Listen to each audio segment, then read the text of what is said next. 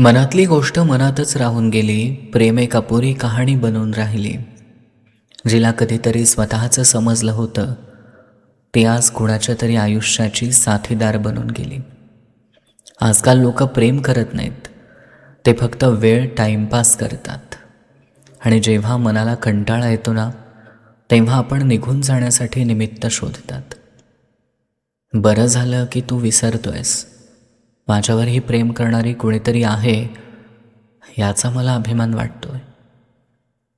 मी तिला जपून ठेवण्याचा प्रयत्न करत होतो आणि ती मला सोडण्याचा प्रयत्न करत होती. तुला माहिती नाही, पण माझं मन तुझ्याशी बोलायला तरसतंय. I miss you.